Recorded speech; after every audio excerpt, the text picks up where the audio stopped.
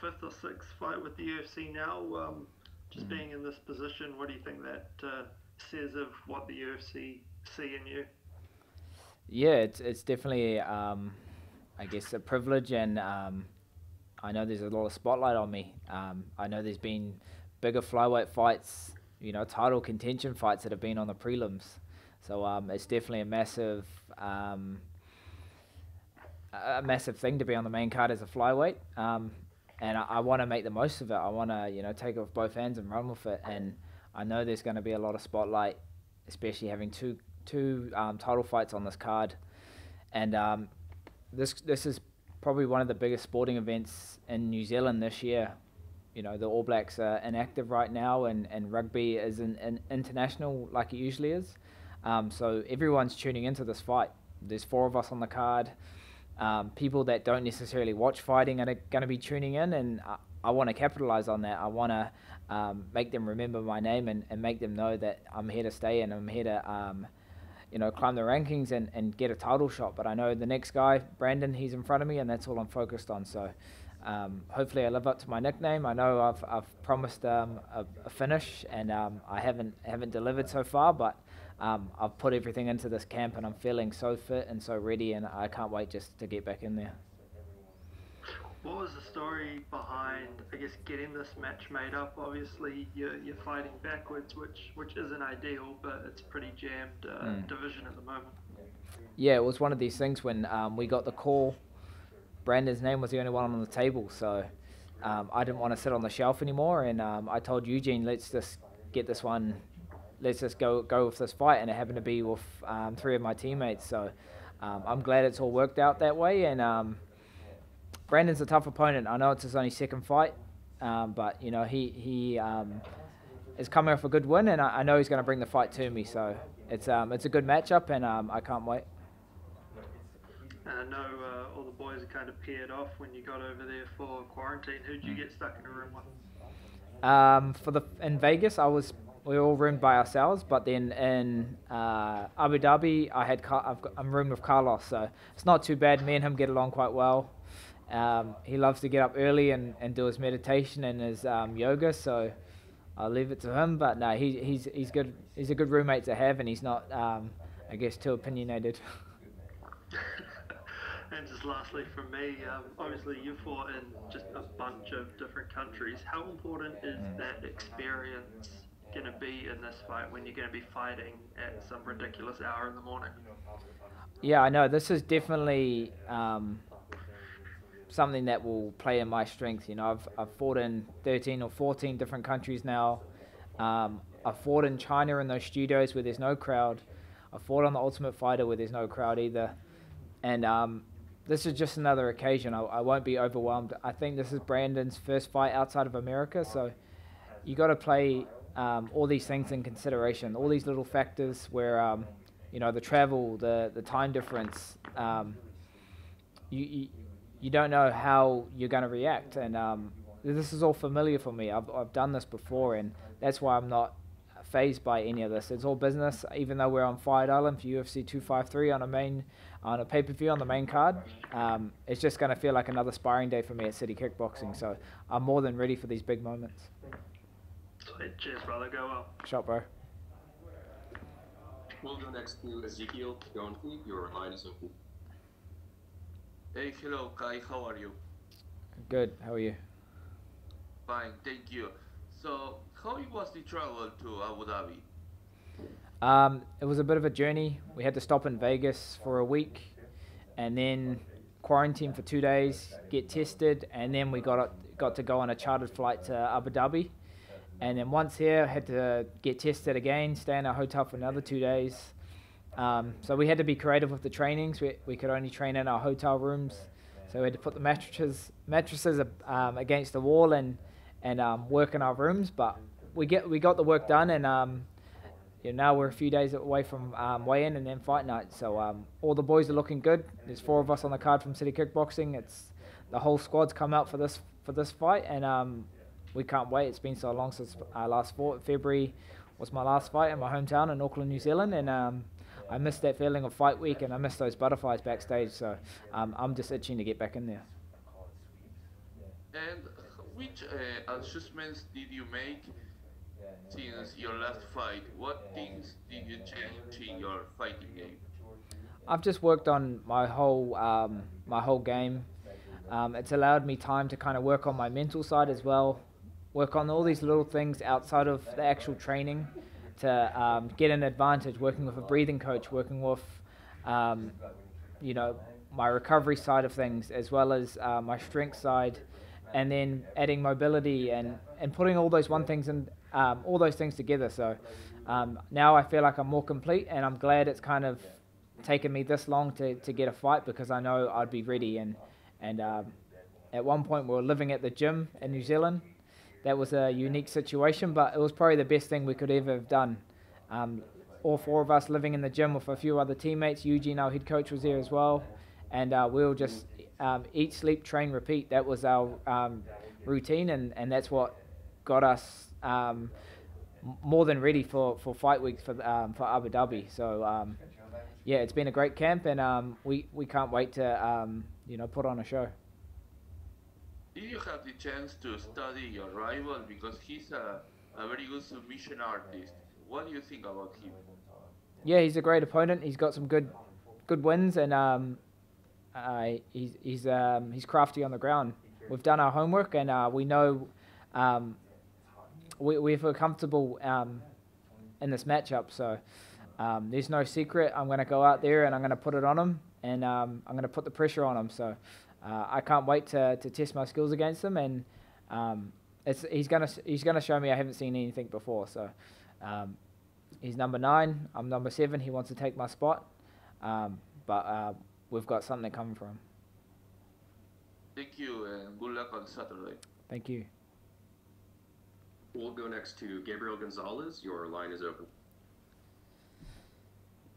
Because I'm wondering, we saw in an interview, Coach Eugene said that Israel was the worst teammate when you guys were all rooming at the gym.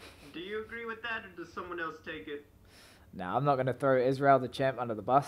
He was all good. I guess he gets a special treatment as he's the champ, but no, everyone pulled their weight. Everyone helped out when they needed to, and everyone got along. So it definitely brought our team together, and it's more of a family. That's why being over here in Abu Dhabi, we're so comfortable with each other, and that's going to make all the difference come fight night. Backstage, all our coaches and our team back there, it's just going to feel like a regular day at City Kickboxing. How do you control the emotions? Because obviously, you're rolling with your team on Saturday. Some guys are going to fight before you, I'm assuming, on the schedule. How do you, not let yourself get too pumped up so you could just stay focused? Because obviously you're going to want to watch your guys, and, it could go their way, it could not. Yeah, it definitely it's something that fuels me. It doesn't take away from me. So seeing my teammates fight is definitely going to add motivation and get me excited to put on a show. We all train together, and we all know what's expected, and I think that's going to be the key for the victory for that night, is just that atmosphere backstage and putting it on the line for each other. We blood, sweat and tears for each other, and that's just our gym at City Kickboxing. We've got a long lineage of people that have been training before us, and we're just the tip of the iceberg. So we don't take that lightly, and we carry our people on our back coming from New Zealand. We're very proud people, and it's just the way we are. So like I said, it's going to fill my cup up, not take away from it, and it's going to make all the difference come fight night. It's an exciting time at the flyweight. There's a new champion. Fights are moving along. I mean, you already talked about with the team, it's a great energy, but just personally, is there more of a morale boost in training for you? Because this obviously could be a big fight in terms of getting you forward a lot in the rankings. Yeah, exactly. This is a big fight for the flyweight division. It's a great time to be a flyweight right now. There's so much competition, and anyone can beat anyone, especially in that top 5. There's a lot of good matchups happening right now. I know in November, Cody's fighting Figueiredo for the flyweight title, and I'm actually not not mad at it. It's going to bring a lot of spotlight to our division, and being a former champ, and being a main event slot, it's going to be good for us. And then Brandon Moreno fighting Alex Perez, another great flyweight fight. I'll happily fight any of those guys, and I know I just got to focus on Brandon and get through him first, and then one of those matchups will be there. So it's a great time to be a flyweight because there's so many good matchups happening, and come Saturday night, me and Brandon will show that we're a fun weight class to watch, and we're on that main card, and we're going to capitalize on it. And I'm going to live up to my nickname, Don't Blink, and put Brandon away. Final question from me. Who do you have winning the fight between Cody and Figueiredo? I see Figueiredo putting his hands on Cody and knocking him out. Like from the past, it's showing that, you know, guys that are dropping down a weight class, they don't take the same shots as they could. And he was chinny at bantamweight, and dropping down the flyweight is not going to be a good thing for his body. You don't know how your body's going to react. Me fighting at bantamweight and early on in my career, and fighting at flyweight, I can tell you now, I can't take those same shots that I could at bantamweight. So it's his first time making flyweight. He's got to make weight first. But I can see it going Figueiredo by, you know, knockout, and like TJ did. Like Henry did to TJ when he dropped down. It's just going to be a bad night. So I would love to take that fight after him. Okay, thanks, Kai. Good luck. Cheers. Thank you. We'll go next to Alistair Bishop. Your line is open. Hi, how are you, sir? Yeah, I'm good, mate. How are you? Good, thank you. I know a lot's been said about you guys bunking up together in the gym, and Izzy has been thrown under the bus for being a quite unruly housemate. How difficult was it? I mean, obviously you're training together, getting ready for a big fight camp in a really enclosed space. Was there times where you guys had to deal with some bad tempers or anything like that? You know, it wasn't as bad as it seems. You know, we're grown men. We know what's expected of us, and it was probably one of the best things we ever did, was just train together and live under the same roof. So everyone kind of held their weight, and you know, even if you didn't like someone, you got along with them. I know when people are dieting and getting hangry, I'm guilty of it. I don't like people's opinions of what I'm eating. I'm like, mate, when did I ask? But that's when you just put on your headphones, take the sound off, but they don't know that you're not listening to anything. That's another tip that I learned had to do it. But yeah, it was actually a good thing that we all lived under one roof. We had all these little rules. Every day would have a new rule, and if you broke it, you'd have to do 10 like punishment, 10 burpees or 10 push-ups, and it didn't matter where you were. You had to drop down and do it. So one was using first names, or you couldn't say their first name, or you had to say a nickname or stuff like that. So it kept you on your toes, and that's what kind of brought us closer together. Awesome, man. How would you describe your team vibe at the moment? Obviously, the crew that's been in the gym getting ready to fight, there's 4 of you on the card. How would you describe that vibe, having to go through that and now finally be in Abu Dhabi getting ready to fight? You know, our gym breeds champions. It's in our blood, and it's in the results that we've been doing, and it comes from these fight camps that we do. You know, Eugene and our other coaches, they put everything into it. It's like a two-way street.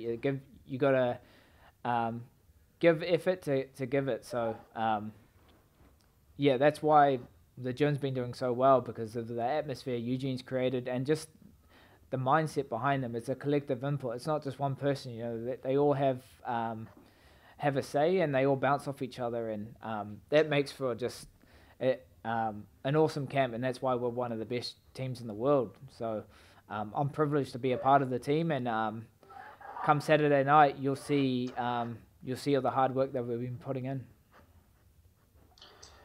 Your mindset at the moment, being on the main card on a massive event with your teammates at the top of the card, is there any extra pressure amongst teammates that are fighting to kind of build the momentum early on, like get the win and get the team morale up, or is it kind of each man for himself? Well, we've all been in the situation before. We've all fought on the same cards before. So when we go into battle, you know, we all leave it all out there. And that's all I could ask for my teammates, and that's all they could ask for me, you know. This is what we do. We live for these moments, and we're prepared for these big pressure fights. So we're more than ready to come Saturday. We were ready a few weeks ago. And I know the boys are going to go out there and get the wins and do what they got to do, and I'm going to do the same. So that's why I can't wait. I'm excited for everyone's fights, and I'm excited to show, you know, all this hard work that I've been putting into the gym. 7 months since I last fought. I've had a bit of time to kind of work on my craft, and that's why I've said the camp and living in the gym had definitely got us to where we need to be, and that's why I didn't want to take a fight too early. In this pandemic, everything was so unstable that I didn't know how logistically I'd have a proper camp. But this time, you know, we've done the 10 weeks, we've done all the work, and now it's the fun part. So I can't wait. Throughout your career, you've had wins and losses. Obviously, great amount of wins, but every time you've had a loss, you seem to have gone on a tear, which obviously always shows to your development as a mixed martial artist. You lost one and won recently in the last two. Do you predict for yourself another good run here, a good win streak all the way to the title? Exactly. You know, when you take a loss, you just learn from it. And that fight against Moreno that we lost in December, when Alex won the title against Max Holloway, we were so close. The little things that we could have adjusted and changed, it would have gone my way. So Eugene, you know, he's a great mentor and a great coach, and the best thing he said to me is, let's just run it back. I know you're right there, and we just need to change a few things, and that's what we did. And look what happened. We got the win in UFC Auckland in my hometown. So I'm so thankful that I have Eugene as a head coach, and I'm a part of the City Kickboxing team. And that's just what we do. We don't dwell on losses. We just pick ourselves back up and we move forward. So it creates momentum and it builds character. And I'm glad I took those losses early on in my career before the UFC, because they're blessings in disguise. It helps you adapt, it helps you learn, and makes you really dig deep and figure out ways to right those wrongs. And that's what we've done. Last one for me, Kai. You mentioned Eugene, your head coach, a couple of times. What does a guy like Eugene Bareman mean to you? You know, he's a father figure for everyone at the gym, as well as a mentor and a good friend. I would definitely not be in the UFC right now if I wasn't under Eugene. I was in Thailand, living there for 4 years. Back in 2016, it was after the Ultimate Fighter. I came off a loss, and first thing I said to Eugene, I said, what do I have to do to get back into the UFC? He said, just turn up to training and the rest will take care of itself. So, you know, 4 years later, 2020, ranked number 7 in the world, 4-1 in the UFC, about to fight on the main card for a massive pay-per-view. So all the stars have kind of aligned, but the hard work's been put in, and all led by Eugene. So it's great to be here, but it's all business time. You know, we're going to go 4 from 4 and bring the wins back to New Zealand. Fantastic. Thank you, sir. Best of luck. Cheers, bro. Thank you. We'll go next to Martina Sillo. Sweet. Yeah, hi, hello. Hi, sir. How are you? I'm good. How are you? Sir, I have just two questions. First of all, you have 5 fights in UFC, 1 lost, and you're now number 7 in the rankings. Yep. How many fights do you have to win, in your opinion, to get a title shot? It's all right in front of me. I'm only a few fights away. But I have to just focus on what I can and control what I can, and that's Brandon, and that's the person right in front of me. So that's all I'm focused on at the moment. And then once we get past Saturday, we'll look at who's the next guy. But I can definitely see myself fighting for the title in 2021. Mm-hmm. And the last one, do you feel like your division is still endangered and might be closed? No, definitely not. if you look in the past, the last 20 UFC cards, at least one of them's always been a flyweight fight for fight of the night or performance of the night, and that just goes to show that the rest of the division is putting on exciting fights, and us being on the main card for pay-per-view shows that the UFC are recognizing this, and I will happily live up to the pressure and the spotlight and put on for the flyweights as well as myself. So I don't think we're in danger, and we're here to stay. Okay, thank you very much. Thank you. We'll take our last question from Chester Liu. Your line is open. Okay, Cara friends. The last time I'm Chester from PP Sport China. The last time you fight together with your city kickboxing teammate, Israel Adesanya was UFC 234 in Melbourne, and you're on the prelims card. And this time, Israel Adesanya is still in the title shot, but you're also on the main card, just the fight before the co-main event. How does it feel to you? How does it feel? It just feels like another fight. I don't want to put more pressure on myself that's needed, and obviously there's going to be more spotlight on me and more eyes, but I welcome that. I live for these big pressure fights and these big pressure moments, and I'm more than ready for it. And City Kickboxing has helped me prepare for these big moments, so I welcome it, and I can't wait. I'm excited, and I've missed those feelings of fight week, being backstage on fight night, having your hands wrapped, and going out there and putting it all on the line. It's been too long for me, and after this fight, I want a quick turnaround. I don't want to wait as long as I have. Okay, that's all. Thank you. Cheers. Thank you. Thank you very much, Kai. You're all set. Sweet. Thank you.